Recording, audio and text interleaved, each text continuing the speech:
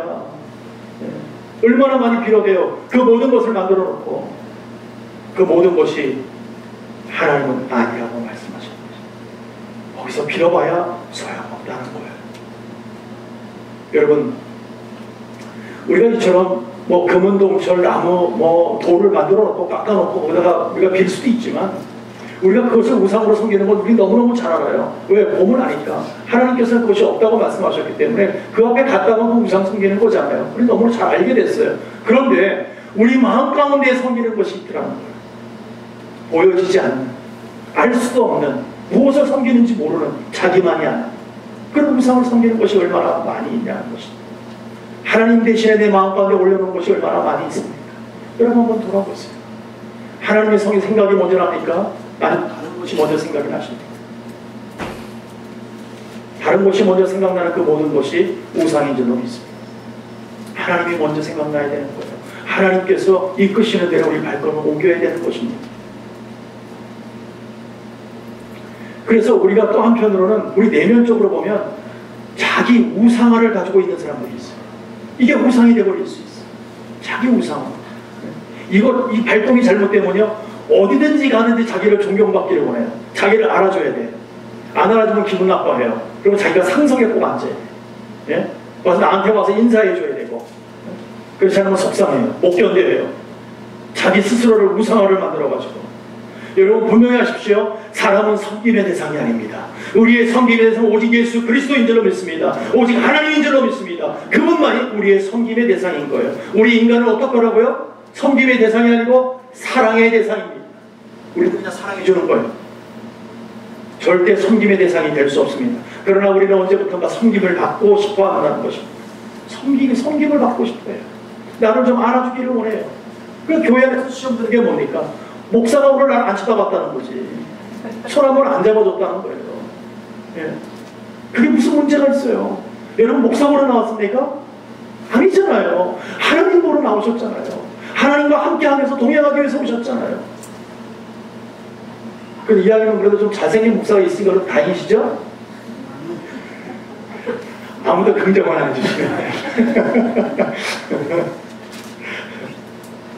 여러분, 교회에 오셔서나 여러분의 삶을 살 동안에 어떤 거든지 올려놓지 마십시오. 교회 와도 나 알아달라고 하지 마십시오. 목사가 좀 안 알아주면 어떻습니까? 우리 구역장이 좀 안 알아주면 어떻습니까? 중요한 건요, 내가 하나님 앞에 가는 겁니다. 구역장이 구원을 시켜주는 게 아니잖아요. 목사가 여러분을 구원시키는 게 아니잖아요. 오직 주님만이 여러분을 구원시키는 거잖아요. 그 주님께 집중하면 되는 거예요. 그러면 마음에 서운함을 가질 이유가 없습니다. 우리 한번 따라 해볼까요? 하나님은 영이시니 예배하는 자는 신령과 진정으로 할지니라. 아멘. 우리는 신령과 진정으로 우리 마음 가운데 하나님의 영을 가지고 우리 영이 하나님을 바라보는 거예요. 우리가 나아가는 것은 보이는 하나님이 아닙니다. 보이지 않는 그 하나님, 어떤 형상에도 다 무너뜨려버리고 오직 주님께만 집중하면서 오직 말씀을 믿고 의지하며 나가는 것이 이게 참 신앙이라는 것입니다. 우리 두 번째로 오늘 보면 5절 중간쯤 보면 이런 말씀이 있습니다. 너의 하나님은 질투하는 하나님인즉 그랬습니다. 이 말씀 속에서 하나님은 저와 여러분을 얼마나 많이 사랑하는지를 느낄 수 있을 것 같아요. 하나님 질투하신대요. 질투하신대요. 얼마나 사랑을 많이 해주시는지 질투까지 해주신대요. 예. 질투라는 말을 히브리 원문에 보면 이런 뜻을 가지고 있습니다. 내가 결탄코 나의 영광을 빼앗기지 않겠다, 그 얘기입니다. 이 질투라는 뜻이. 그래서 하나님께서는 내 뜻을 절대 빼앗기지 않겠다, 내 자녀들은 절대 빼앗기지 않겠다, 그 얘기예요. 그런 하나님께서 느끼는 거, 생각하시는 게 뭐냐면, 말씀하시는 게 뭐냐면, 내가 너희들을 조금이라도 빼앗기고 싶지 않은 너희들이 다른 데 가서 나의 영광을 다 가려버리고 다른 데 가서 절하는 것을 내가 견디지 못하겠다, 그 얘기입니다. 왜? 내가 너희를 사랑하니까. 질투할 만큼 사랑하니까. 여러분, 질투라는 단어 자체는 좀 천박한 단어 아닙니까? 그렇잖아요. 질투라는 단어는 그렇게 좋은 뜻이 아니잖아요. 그럼에도 불구하고 저와 여러분들을 위해서 그런 정말 저속한 단어까지 써가면서까지 하나님은요 질투하시겠다는 거예요. 왜? 사랑을 부어주시겠다 그 얘기입니다. 그러니까 얼마나 감사한 거예요. 여러분 원래 사랑은 유치한 거 아십니까? 사랑해보신 분들은 아실 거예요. 사랑은 원래 유치해요. 정상적으로 사랑을 하면요 사람이 굉장히 유치해져요. 예. 그 남녀간에 사랑하는 걸 한번 보세요. 맨날 만나도 맨날 만나봐야 그 얼굴이 그 얼굴이잖아요. 그런데도 뭐 여자들은 그러잖아요. 오늘 나 이뻐? 나 어때? 이 귀걸이는 어떤 것 같아? 자기를 위해서 이쁘게 입고 나왔는데 괜찮아? 얼마나 얘기를 많이 해요. 듣는 옆에서는 조금 느끼할지 모르지만 보는 데는 얼마나 좋은지 몰라. 그렇게 얘기해주면 막 그게 사랑스러웠고 남자들은 이뻐. 아유 참 속도 없어. 사랑하면 그렇게 돼요. 네. 사랑하면 뭐든지 이쁘잖아요. 얼마나 이쁜지 몰라요. 네. 또 사랑하는 사람들이 얘기하는 걸 좀 들어보세요. 둘이서 서곤서곤 얘기하고 뭐 옛날에 제가 돌아보면 제 아내하고 얘기하면 만나서 회사 끝나고 정신없이 가서 만나잖아요. 그 만나고 막 얘기하고 뭐 할 얘기도 별로 없어. 근데 시간을 왜 이렇게 잘 가냐고요. 예, 시간은 뭐 휘딱 지나가요. 그러고 나서 집에 데려가고 또 전화해. 예. 그리고 잘 자. 내 목소리 내 꿈꿔. 뭐 참 옛날 생각하면 왜 그랬는지 몰라요. 지금 같으면요 꿈에 나올 것 같은 여자잖아요. 아직도 기쁜 사람이 계세요? 근데 예전에는 그랬단 말이에요. 사랑이라는 것이 원래 유치해요. 네. 그런데요 문제는 뭐냐, 그 사랑의 관심이 다른 데로 쏠리면 어떻게 돼요? 내가 사랑하는 사람이 다른 사람을 사랑해버린다면 어떻게 될까요? 사람 미쳐버립니다. 돌아버려요. 얼마 전에도 신문에 보니까, 방송에 들어보니까 그런 일이 있었더라고요. 사랑하는 애가 결별을 통보하니까 그 집에 찾아가서 뭐죠? 자기 장모는 아니지만 그 여자의 엄마 아버지를 다 죽여버렸어요. 그 여자도 죽여버리고 자기는 자살하고 이런 경우가 생기잖아요. 그 얘기가 뭡니까? 그 사랑을 내가 독점하고 싶다 그 얘기잖아요. 다른 데 빼앗고 싶지 않잖아요. 우리 하나님도 그러신 거예요. 내가 너희를 어떻게 낳았는데, 내가 어떻게 살았는데 다른 데 가서 있는 것을 내가 보지 못하겠다. 너하고 나하고만 있자. 내가 주는 사랑, 우리 서로 교감을, 공감을 가지고 너하고 나하고만 함께 하자. 그 사랑, 그렇게 질투하시는 하나님이시라고. 이해가 되십니까? 하나님께서요 그만큼 우리를 사랑하세요. 하나님 관계에서 얼마나 유치해지냐면, 여러분들 기도하시다가 걸어가시다가 하나님 가운데 하나님 사랑합니다, 하나님 보고 싶습니다, 그럴 때가 참 고백할 때가 많잖아요. 그리고 막 거기다가 막 기쁘면 하나님 잘했죠, 하나님 속상해요, 그럼 어떡하지요? 혼자 남들 보면 미친놈 같아. 예. 그런데도 그게 우리의 삶이잖아요. 왜? 하나님과 동행하니까. 하나님과 내 안에 있고 내가 그 안에 있기 때문에, 하나님의 사람이니까 하나님 뭐래도 하나님, 저거 해도 하나님, 길을 걸어가도. 저만 그래요? 다들 안 그런 표정이에요. 하나님 제 인주로 살아가시길 바랍니다. 왜요? 하나님과 저 우리 안은 사랑에 빠졌잖아요. 사랑하는 사이인데 딴 데 볼 데 없잖아요. 우리는 사랑하는 사이잖아요. 저를 사랑해 주지 마세요. 하나님을 사랑해 주세요. 하나님 그걸 원하세요. 그래서 하나님은 그 사랑을 독점하고 싶은 거예요. 근데 그 독점하는 사랑 속에서 나만 봐주기를 원하는데, 그것을 여러분 돈으로 대신할 수 있겠어요? 그 사랑을? 세상껏 인기로 대단한 그걸 대신할 수 있겠어요? 명예로 대신할 수 있겠어요? 안 된다는 거예요, 그게. 세상에 그 어떤 것이라도 대신할 수 없다는 거예요. 오직 사랑은 사랑으로만 대신할 수 있다는 거예요. 그래서 하나님 기뻐하시는 것은 우리가 하나님께 올려드리는 사랑이 있을 때 하나님 기뻐하신다는 것입니다. 여러분, 하나님이 우리에게, 저와 여러분에게 요구하시는 것은요 어떤 물질이 아니에요. 어떤 여러분 삶의 헌신이나 봉사가 아니라니까요. 여러분 착각하지 마십시오. 교회 와서 열심히 봉사하지 마세요. 시험 들으려고 하지 마세요. 안 해도 괜찮아요. 하나님이 원하시는 건 그게 아니에요. 보여지는 헌신, 충성, 무슨 소용이 있어요. 그런 거 하지 마세요. 하나님이 원하시는 거예요. 나하고 사랑하자. 나하고. 여러분, 하나님은 사랑을 요구하신다는 것을 꼭 기억하시기 바랍니다. 그래서 우리가 예배를 드릴 때나 물질을 드릴 때나 헌신하고 봉사할 때도 우리는 그분을 사랑해서, 그분이 좋아서 하는 거예요. 그분이 좋아서.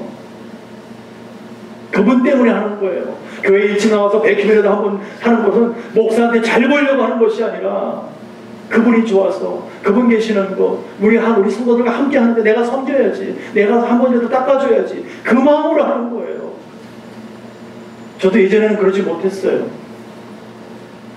예전에는 그러지 못했어요. 제가 집사 시절일 때 그 마음 없었어요.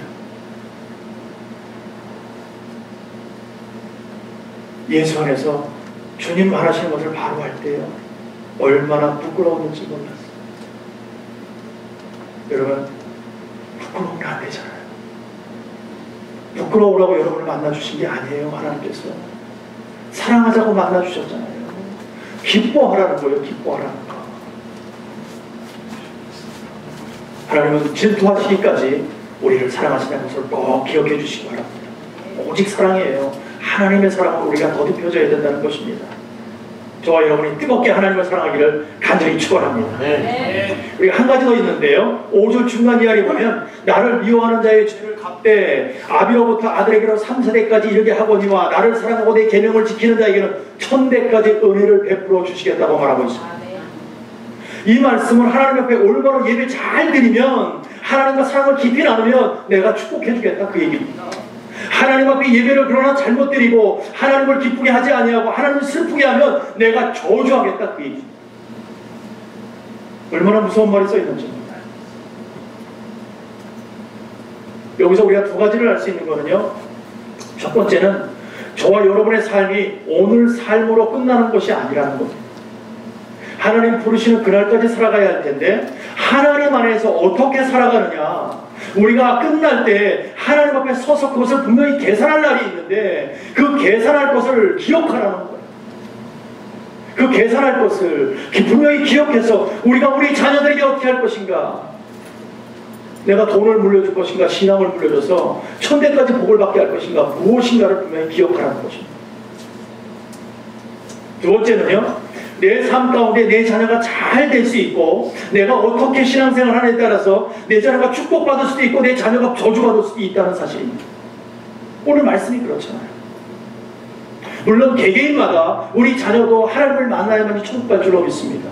그러나 그들이 살아가는 그 모습, 그들이 살아가는 아름다운 삶의 모습들을 오늘 나의 신앙생활 통해서 결정이 된다는 거예요.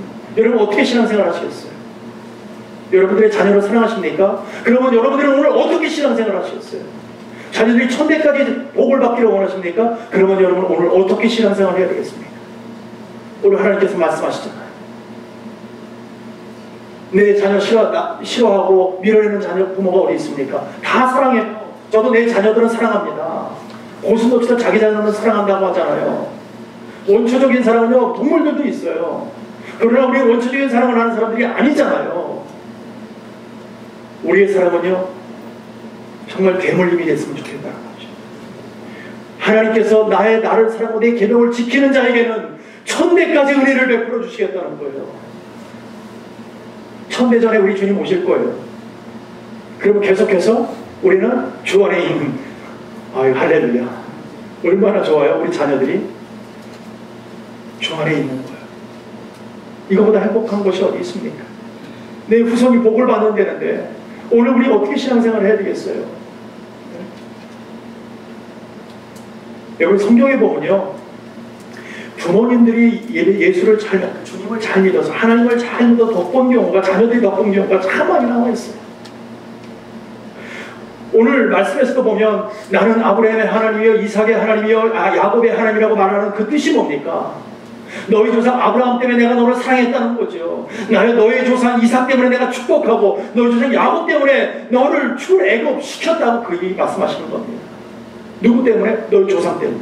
그 너희 조상이 무릎 꿇고 내 안에 있었기 때문에 너희들이 지금 복을 받고 있다, 그 얘기입니다. 여러분들이 오늘 열심히 무릎 꿇고 하나님 앞에 바로 간다면 여러분의 자녀들 2세, 3세 그 많은 세월들이, 그 많은 제너레이션들이 하나님 안에서 복을 받게 되더라는 것입니다. 그렇게 될 거예요. 얼마나 기뻐요. 그러니 어디서부터 시작한다고요? 저와 여러분 오늘 어떻게 신앙생활을 하고 있느냐, 어떻게 섬기느냐, 오늘 하나님이 그 말씀을 말씀하고 있잖아요.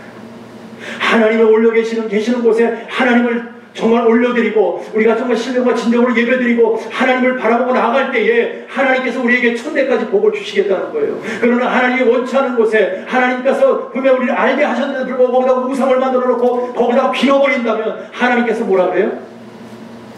저주를 부어주시겠다. 참 그래도 감사한 것은요, 참 하나님의 사랑이 얼마나 깊이 있는 것 같아요.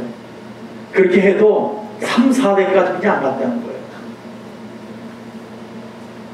사랑해서 축복해주는 건 1000대까지 해주시겠다는데 저주로 1000대까지 하겠다는 말씀 안 하신 것이 여러분 정말 행복인 줄로 믿습니다. 네? 참 하나님의 사랑이 이렇게 깊어요. 그래서 오늘 우리가 예수 잘 믿는 것이 얼마나 중요한지 모릅니다. 내가 오늘 하나님께 충성하는 것이 얼마나 귀한지 모른다는 것입니다. 그래서 오늘 우리 모두가 정말 오늘 내가 또 한번 주 앞에 엎드릴 때마다 하나님은요 어귀의 복을 우리 자손 1000대까지 확실히 부어주실 줄로 믿습니다. 그래서 오늘 우리가 예배 드리는 거예요. 예배 드릴 때 하나님 앞에 나아갈 때